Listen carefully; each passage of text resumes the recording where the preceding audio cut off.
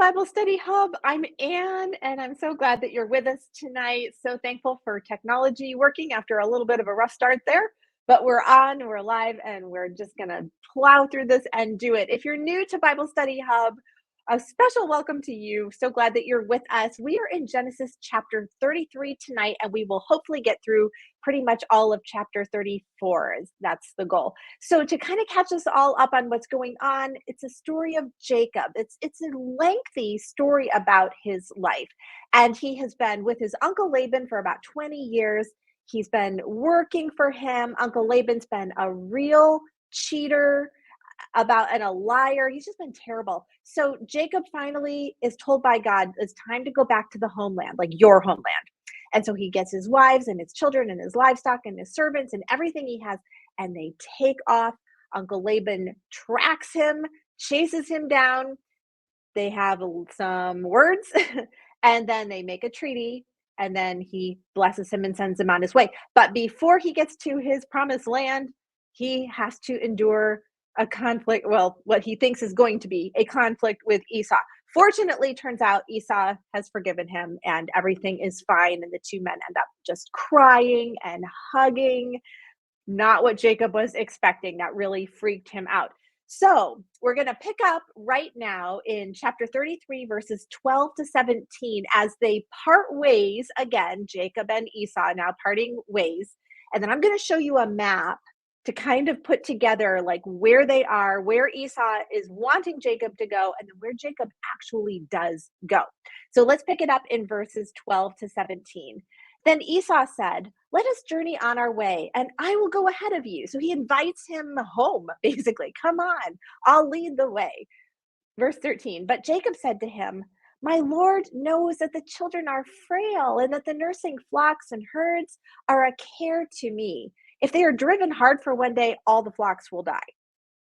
Let my Lord pass on ahead of his servant, and I will lead on slowly at the pace of the livestock that are ahead of me, and at the pace of the children, until I come to my Lord in Seir." That's where Esau lived. You notice Jacob continues to give deference to Esau by my Lord, your servant. So he's continuing to put himself under. So Esau said, "Let me leave you with some of the people who are with me. So let me leave you some servants." But he said, "What need is there? Let me find favor in the sight of my Lord." He's like, "No, I don't need it. Thank you so much." So Esau returned that day on his way to Seir. But Jacob journeyed to Succoth and built himself a house and made booths for his livestock. He made them little, dwelling places. Therefore, the name of the place is called Succoth. Succoth just means uh, booths or tabernacles or tents or whatever. So let me go over to the map here real quick because I want you to see this. Hopefully this will make sense. Do you see at the very north, I've got Haran with an arrow pointing up. That's because Haran actually exists like an inch above where the map stops. So you can kind of picture that's where Jacob is coming from. So the black arrow there is Jacob's journey down to Penuel. That's where Esau and Jacob met up last week. And the purple line, that's Esau. He came up from Seir, met Jacob coming down. They meet at Penuel. And then what we just read is Esau's like, "Come on, I'll lead the way. You come on down to Seir." And Jacob's like, "No, it's okay. I mean, I'll just kind of follow along behind you. I'll see you there later." But then he goes to Succoth, which is due west. He does not go south at all. In fact, he doesn't go there ever. He ends up going to Shechem, and then he goes to Bethel, and then so forth and so on.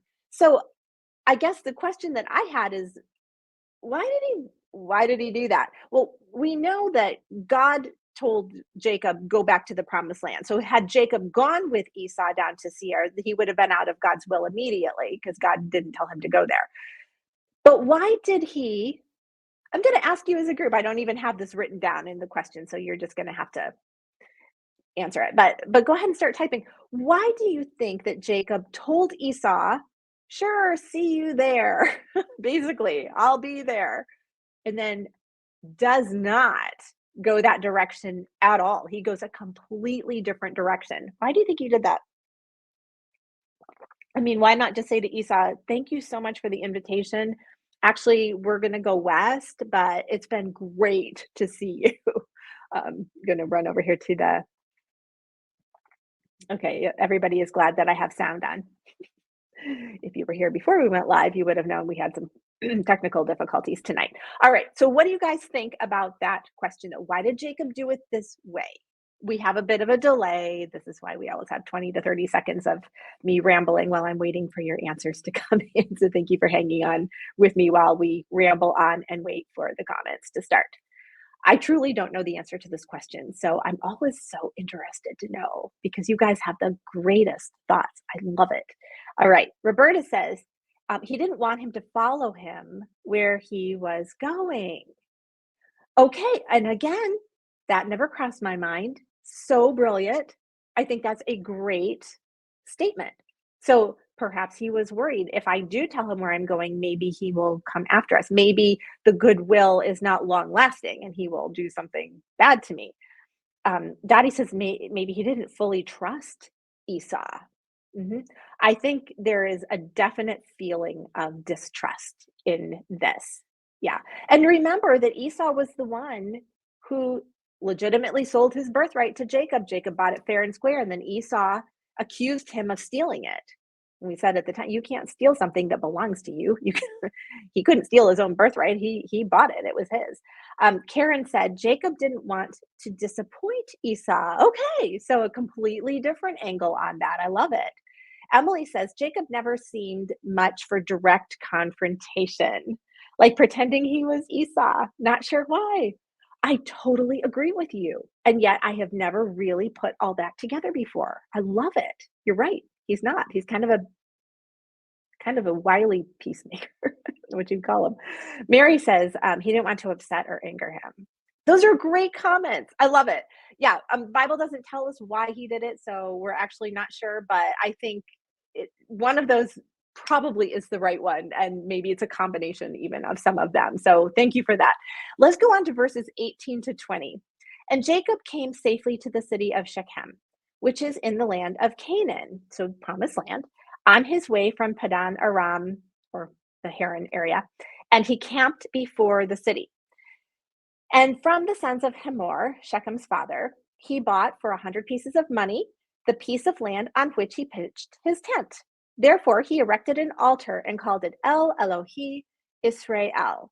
El Elohi Israel means God, the God of Israel. I just think it's so cute because Jacob, or if you want to call him Israel now, because God did change his name, as we read last week, to Israel. He just has such a cute way of doing things sometimes. He's always saying, God, the God of this, God, the God of that. It's just, I just love it. It's so sweet. So anyway, Jacob kind of settles there in Shechem. Apparently he's intending to stay there for some time because he buys property there. He's not expecting anybody to give it to him. He buys it fair and square. He's a man of honor and integrity. So a few things to remember now as we go into chapter 34, because culture is so different, times are different, the language really different. Like Hebrew and English are just nothing alike. I can't think of any parallels between them other than they're both languages. Super, super different in every possible way. I mean, they even read it like right to left, where we go left to right. Sorry, that was a mirror image in my screen there, but you know what I mean. So here are a few things to kind of keep in mind as we go into this chapter so it will make more sense to us. First of all, this is a place and time where there are no police to call if something goes wrong. So if you're attacked by somebody, you don't get the police to come and help you because there are no police. And if the people doing the attacking are kind of like the higher ups, the rulers of the land, you are sunk. I mean, there is truly nobody to come and help you. So bear that in mind as we get to reading this. Also, we're in a place and time when marriages are typically arranged and they are very often to form alliances, especially with powerful people, rulers, the wealthy. Alliances are formed. And this goes on for a long, long time throughout the entire Old Testament. Really, this is something that happens in many, many cultures and regions. It's just the way it was done then. So kind of keep that in mind too. Number 3, and the last one I'm going to mention here, is that God makes special allowances for wartime behavior. In other words, if you are a soldier in battle, it is not considered murder to kill your opponent. God has a special covering, grace, whatever you want to call it, for those types of situations where it's very different than like one-on-one retribution, not in a war situation. All right, so with those things in mind, let's go on to chapter 34. We're just going to read verse 1 and we're going to stop right there for a second. Now, Dinah, the daughter of Leah, remember that was Jacob's first wife, but not the one he had thought he was getting. But she ended up having 4 sons and a daughter, whom she had born to Jacob. So Dinah went out to see the women of the land. Okay, so they get to this new location. She has just left her home.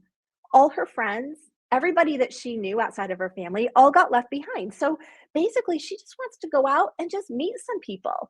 I mean, clearly, Dinah is an extrovert. So she's doing what extroverts do. They go and they meet people, where the introverts like me, they just stay home and hope nobody rings the doorbell. Verses 2 to 4.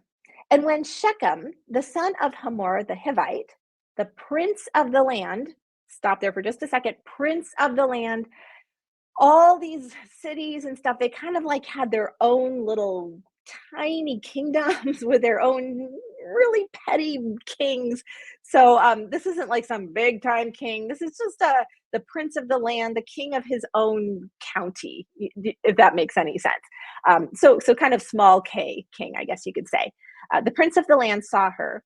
So this is Shechem.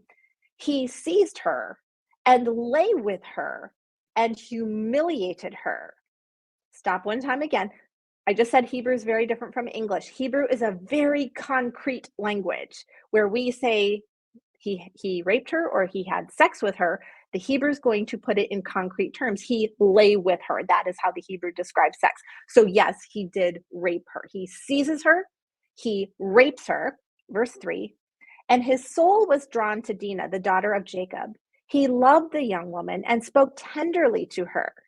Does that make sense? Verse 4. So Shechem spoke to his father Hamor, saying, get me this girl for my wife. So there are a few implications here that you would pick up in Hebrew that you're not going to pick up in English. So let me just go through those real quickly because I want to make sure that we understand this. In both languages, there are times when a word can mean various things, maybe similar things, but slightly different. Here's an example in English. I could say, today I drove in the, or let me say it this way. Let me think. Okay, there was driving rain outside today. We all know what that means, driving rain. It's raining really hard. Or I could say I was driving in the rain. Completely different, but I use the same word. How do we know which one I mean? Well, from the context of the sentence and what's going on around, whatever I'm talking about. That's what's going on here in the Hebrew. So as we said, obviously Dinah has been raped by this creep. But let me put up verse 3 again. When it says, and his soul, this is the guy who raped her, was drawn to Dinah, the daughter of Jacob, and he loved the young woman and spoke tenderly to her. In context, that's a hard one to swallow, isn't it? Because people who rape women, I don't think can honestly love those women. You don't rape somebody that you love. And if you're a rapist, are you even capable of then turning around and saying, oh, actually, I love this person. Let me speak sweetly to you. Let me be tender to you. It just seems incongruent to me. So in the context, it causes me to kind of question, like, is there something else going on in the Hebrew language here? Turns out there is. The phrase his soul was drawn to Dinah just very literally means his essence was drawn to her. It's a neutral statement. It could be good, it could be bad, just that his soul was drawn to her. We might call this lust in certain circumstances. Could it be love? Yes. Could it be lust? Yes. In this context, I'm going to guess it was not love, but rather it was lust. And then when it said he loved her, that word is just a word that means a strong desire that manifests itself in some behavior. Could be good, could be bad. Most often it's used in the context of good. It truly does mean love. But here and in another passage in 2 Samuel that talks about a rapist, Amnon, who rapes his sister, Tamar, same word is used here. So again, we kind of look at the context and we go, okay, I don't think this is in the context of loving. I think this is he has a strong desire that manifests itself in a lustful, raping situation, which means a whole lot more. I mean, that makes a whole lot more sense to me than some guy who's now speaking tenderly to this girl and in love with her. I just maybe I'm wrong. Maybe that is what happened and he had a huge change of heart, but I don't think so based on some other things in the passage. So I just wanted to throw that out there in case it was kind of like not totally sure I'm getting that. So let's go on to verse 5. Now Jacob heard that he had defiled his daughter Dinah, but his sons were with the livestock in the field. So Jacob held his peace until they came. Now this might sound a little outrageous on the surface. Here's Jacob, his daughter has been raped, and he doesn't do anything. He just sits at home and waits for the boys to come home. For us, kind of a hard pill to swallow, unless you realize what we said kind of the little intro before we started this chapter, which is, who is he going to call? There's no police. What's he going to run to the ruler of the land? Oh, that's Shechem and his dad Hamor. There's nobody that he can go to. So it's kind of a bad situation. But here's the other thing that you may or may not have picked up, and we'll get more of a sense of this coming up here in a few more verses. Dinah's not there. She's been kidnapped and she's being held hostage. We know this again because of what's coming up. So Jacob is in a major quandary here. His daughter goes out to find friends. She ends up being grabbed by this horrible man, Shechem. He rapes her. And now he's holding her hostage. So Jacob needs to figure this out, but he's a processor. He's a thinker, so he's not going to act rashly. He's going to figure this out. So let's find out what happens when those boys come in from the fields. And Hamor, the father of Shechem, went out to Jacob to speak with him. The sons of Jacob had come in from the field as soon as they heard of it. And the men were indignant and very angry because he had done an outrageous thing in Israel by lying with Jacob's daughter, for such a thing must not be done. So as soon as the brothers hear it, they are Johnny on the spot. They are there and they are incensed that this has happened. They are beside themselves, as they should be. This is a truly horrible thing.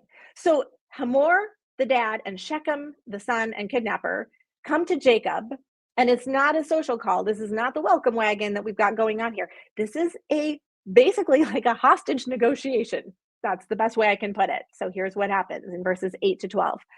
But Hamor spoke with them, saying, "The soul of my son Shechem longs for your daughter." Again, probably in a very lustful manner. "Please give her to him to be his wife." And then he kind of gives the terms of the negotiation. He's like, "I'll tell you why. This is a good deal for you. All right. Make marriages with us. Give your daughters to us and take our daughters for yourselves. You shall dwell with us and the land shall be open to you." Shechem also said to her father and to her brothers, "Let me find favor in your eyes, and whatever you say to me, I will give. Ask me for as great a bride price and gift as you will, and I will give whatever you say to me. Only just give me the young woman to be my wife." So he says, basically, here's the negotiation. We want you to bless this union. Like, we can do this the easy way or the hard way, basically. Here's the easy way. You bless it. We marry your people. You marry our people. We intermarry. We mingle. This land is your land. This land is my land. And we can all be one big happy family. And then Shechem, who it just reminds me of a frat boy. That's all I can picture here. He's like, whatever the price, don't worry about it. I got it. I can pay anything. You just name your price. You can just see him standing there almost like, "Oh, can we be done with this? I can pay whatever. We're obviously rich, so name your price. I'll pay it, whatever." That's kind of the attitude going on here. So let me ask you this, group. You did so well on that last question. This one I actually had planned, so I have it written out. Why is Hamor so adamant about this arrangement with Jacob? Why does he want this so badly. This just seems so outrageous, doesn't it? Let me get a drink. I mean, was there no other way to go about this than to kidnap this woman and hold her hostage and then try to negotiate it out? It just seems so weird. So, why do you think Hamor is so adamant about it? Also, if you've kidnapped her and you have her, do you really have to get permission to marry her? That's another question I had. Like, just do it. I don't know. I can't wait to hear what you have to say. Um, Emily says he wants the land and wealth. Ha ha, women were traded for such. Okay, I think Emily has really hit the nail on the head here. Remember that Jacob is very wealthy, extremely wealthy at this point. And as a very wealthy man, this prince is looking at it going, let's make an alliance. And we make it amicable. And you don't attack us, we don't attack you. Everybody's happy, and everything goes on as it should. So I totally agree with Emily's statement that this was all about wealth and land and things like that. Um, and Alan, basically same thing. He says he wanted to make a marriage alliance. He sees the wealth and he wants that alliance there. Great. Roberta says, so Jacob would not kill him or his son for what happened to Jacob's daughter. Maybe so. Maybe they were like, we're kind of on thin ice here. Although you wonder if they were like, well, we have the backing of like the whole city because we rule everybody. So can these guys really take us out? You do wonder, but that's a great point, Roberta. All right. All right. Well, fantastic. Let's keep going here. 13 to 17. The sons of Jacob answered Shechem and his father Hamor deceitfully because he had defiled their sister Dinah. So here we go. Here's what they agree to. They're like, we can cut a deal. They're negotiating. Okay. They're like, okay, meet us in the middle here. Here's what we'd like to do. They said to him, we cannot do this thing to give our sister to one who is uncircumcised, for that would be a disgrace to us, which is actually true. Only on this condition will we agree with you, that you become as we are, by every male among you being circumcised. Then we will give our daughters to you, and we will take your daughters to ourselves, and we will dwell with you and become one people. But if you will not listen to us and be circumcised, then we will take our daughter and we will be gone. Interesting. So they don't say how they're going to get her back. Remember, I said we'll learn later that she's not there. They'll go get her, and then they say we'll take all that you see, all this wealth, and we'll leave if that's how you want to play. All right. So it sounds like a reasonable negotiation. Now they have a plan in mind, and the plan is not to do what they said. It's really quite ingenious if you think about it. Now, this is where a lot of people get pretty judgmental and, oh, these boys were horrible. They lied. They had no intention of making this work. They should never have said this stuff. And I understand that, except if you kind of put yourself into that situation. If this is your daughter, if this is your sister who's been kidnapped and raped and is being held hostage, what lengths would you go to get her back? I mean, if hostage negotiators came in and lied to the captor to get him to release your family member, would you be like, oh, I cannot believe you just lied to him? That was not nice. No, of course you wouldn't. You'd be like, thank you so much. I can't believe he fell for that, but praise God, you got it done. There are different situations that very small, not normal situations, but this is almost like a wartime problem that we have going on here. This is not your normal situation. So they are going to go to great lengths. And quite frankly, I think they're doing the right thing because they've got to get this girl back. If you were Dinah, you'd be real happy about this plan. Let's go on. It says, their words pleased Hamor and Hamor's son Shechem. And the young men did not delay to do the thing because he delighted in Jacob's daughter. He wanted her. Now he was the most honored of all his father's house.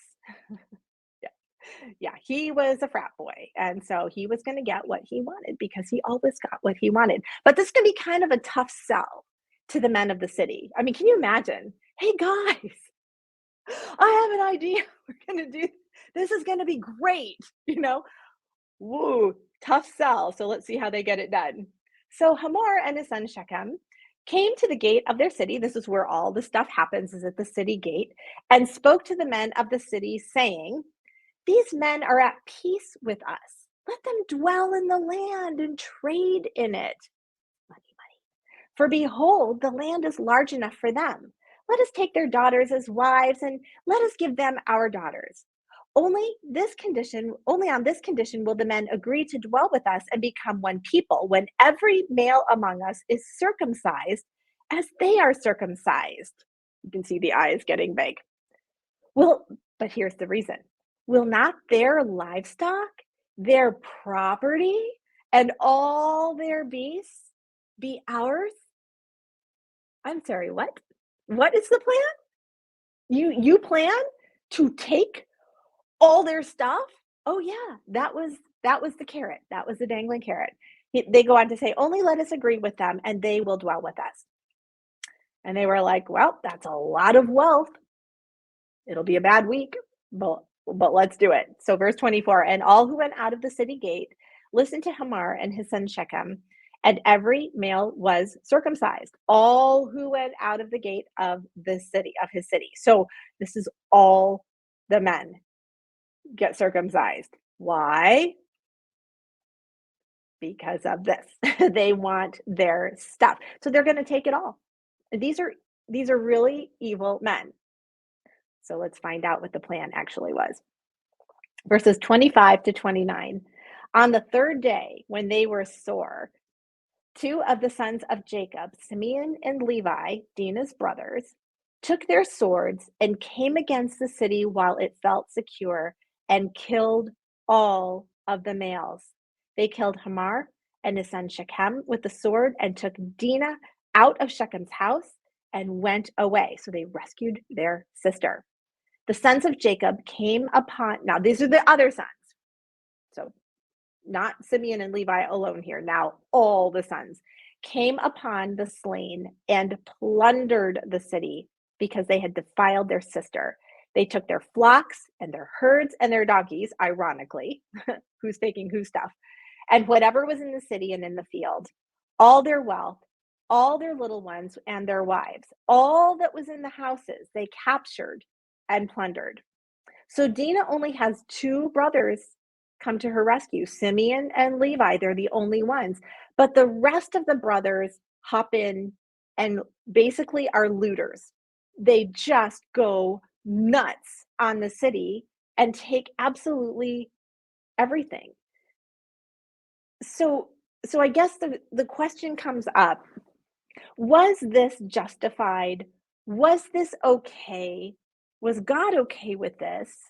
Should they have done it this way? I mean, so many and the Bible really gives us no commentary. I mean, the only hint of commentary we get is way at the end of Genesis, when Jacob is blessing his sons, and he comes to Simeon and Levi, and he basically says, "You guys are violent. You'll kill a man, you'll hamstring an ox," but he doesn't directly reference this type of thing. It's just apparently these guys were not afraid to whip out the swords and go after things. Here's kind of where I land personally. As we were saying a minute ago, I don't want to rehash it all. We have a woman who has been kidnapped and held hostage and raped, and they're going to get their sister out. This is a special circumstance. I personally feel like it was justified what they did. Did they need to kill all the men of the city? Well, in order to rescue her, they probably did, or they would come up against them and they would be killed. But here's where I think it does kind of go south, is when then all the boys come in and they all become looters. We've all seen pictures of stuff like this on the news, and it is an ugly scene when people just simply for the sake of greed and frivolity and fun just plunder other people's stuff. It's unbecoming, in my opinion, to do something like that, unless God specifically says, go ahead and take the stuff, which he does from time to time coming up later on in the Old Testament with the nation of Israel. Once in a while, they'll take a nation out and he'll say, you can have it. Other times he says, do not, don't take one single thing. But in this circumstance, I just don't feel like that was a very nice thing to do. It just seems, I don't know. It just kind of puts a sour taste in your mouth, at least for me. That's just my own opinion. I could be wrong. Verses 30 to 31. Jacob's not happy. Then Jacob said to Simeon and Levi, you have brought trouble on me by making me stink to the inhabitants of the land, the Canaanites and the Perizzites. My numbers are few. My family is small, he says, and if they gather themselves against me and attack me, I shall be destroyed, both I and my household. But they said, should he treat our sister like a prostitute? So again, you can just see the personalities coming through. Jacob's like, guys, I'm sure he was like, I'm thinking this through. I'm making a plan. Before I could even execute the plan or formulate the plan, you went and did this. And now all the people of the land are like, oh my word, these are horrible people. He's like, we stink to them. And if they decide to attack us, there's no way we can defend ourselves. They will take us out. He doesn't directly say what you did was wrong. He just says, I just kind of wish you hadn't done that. Does that make sense? Kind of wish you hadn't done that. I think I'm gonna stop there. I know it's a little early, but I want to end with this thought. I want to leave you with a thought because I think it's super relevant to today. And that is this. When sin is involved, and particularly sexual sin, so very often there is no great option in dealing with the aftermath of the sin. I think so often in our lives, we take sin so lightly that we kind of feel like, we can make a choice, we can do something, and it kind of doesn't matter. And if it goes south, that's okay. We can fix it. Well, sometimes you can, but very often, and again, particularly with the sexual sin stuff, sometimes you cannot fix it. Sometimes it's so, like, the ramifications are so enormous that there are no great options on the table. And I'm going to get real specific right now. And I'm going to ask you, if I offend you by even just saying the statement, would you please just give me a chance to explain it before you click off? Please don't go anywhere. Let me be very careful in how I say this. But we've got elections coming up, and so I want to be just straightforward with this. One of the big issues that we're looking at right now is the issue of abortion in this country, and I don't need to go into what's happened and happening with this in 2022 if you're looking at this years later.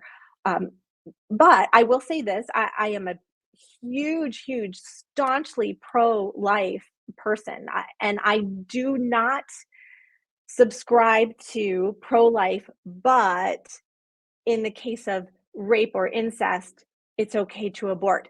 I'm not okay with that. And I'll tell you what, and again, like I said, please don't tune out. Let me defend this. Here's the reason why. What I just said, when you have sexual sin, rape, incest, whatever, sometimes your options thereafter are all extremely hard and not happy and not easy. And I think it's okay to recognize that. I think it is good as a person who, I don't know how many of you are as far to the right as I am on this, but if you are, for those of us who say no exceptions for abortion, to be able to say, however, I recognize that it is traumatic and horrible for the woman who was raped. I get that. I don't deny that. It is awful. But the alternative is that an innocent baby who had nothing to do with its conception, that little boy, that little girl, is executed for something that somebody else did, and that is wrong. So I can say that is not a resort, not last resort. It's just not on the table for me. But I recognize and I understand, and I'm not glib about the fact that asking a woman to carry a child that was the product of a rape or incest is just mind-bogglingly horrific, because that's what sin does, and that's why we stand against sin.